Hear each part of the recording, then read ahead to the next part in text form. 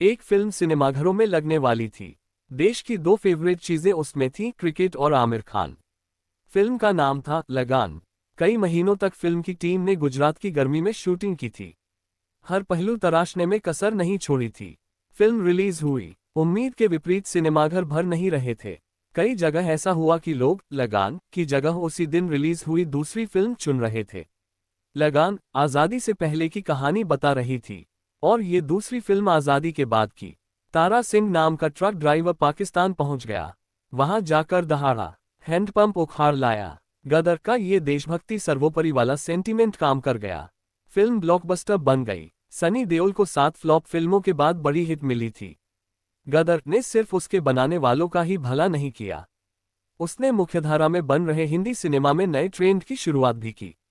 अब सबको देशभक्ति वाली फिल्में बनानी थीं। सनी देओल ने जब बॉर्डर की थी, तभी मीडिया वाले उनसे सवाल करते कि आप देशभक्ति वाले सेंटीमेंट को भुनाने की कोशिश कर रहे हैं क्या।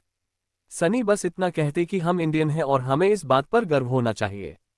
गदर ने उन फालतू जोक्स की भी शुरुआत की, जहां बात होती है कि जितने खर्च में इंडिया में बाल कटते हैं, उतनी वहां की अर्थव्यवस्था है। फला फला छाती ठोकने वाली बातें। अधिकांश जनता को इस बात से आपत्ति नहीं थी। वो बस ये देखना चाहते थे कि गदर के बाद सनी देओल क्या करेंगे। उनकी अगली फिल्म भी उतनी ही लाउड होगी या नहीं। मीडिया वाले लिख रहे थे कि सनी गदर के बाद वाली फिल्म पर पूरा जोर लगा रहे हैं। हॉलीवुड से स्टंटमैन बुला रहे हैं। उनकी ये अगली फिल्म आई गदर के करीब 4 महीने बाद। एक और देशभक्ति पर केंद्रित फिल्म, नाम था इंडियन। यहाँ वो डीसीपी राजशेखर आजाद बने थे।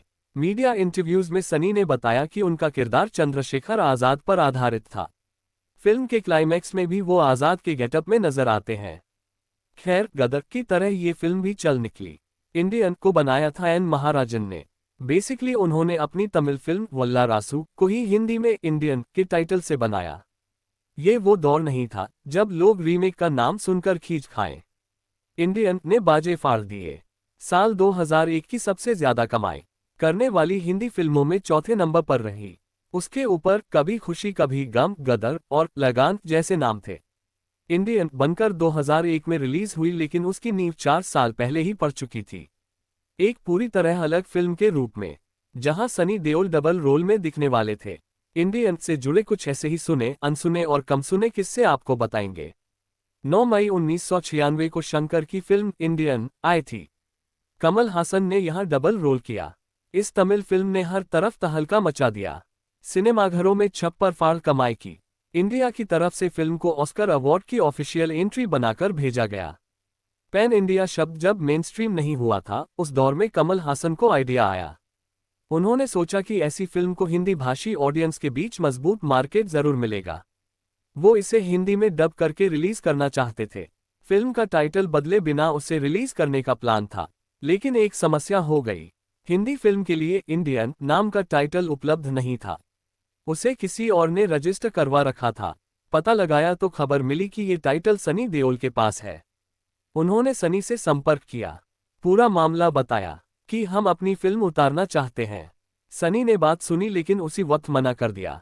वो इंडियन टाइटल छोड़ने को तैयार नहीं थे। सनी ने बताया कि वो इस नाम से एक बड़ी फिल्म बनाने जा रहे हैं। कमल में आकर इंडियन को हिंदी में हिंदुस्तानी के नाम से रिलीज किया गया।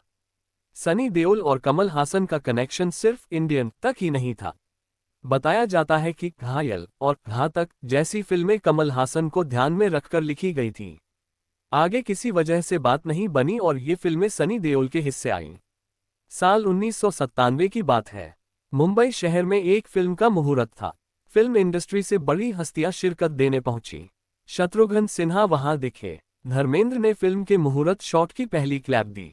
इवेंट में शत्रुघ्न सिन्हा का वॉइस ओवर सुनाई दिया, जहां वो कहते हैं कि देश की व्यवस्था चरमरा रही है, ऐसे में उससे बचाने की जरूरत है। इवेंट में आए लोगों को इंडिया का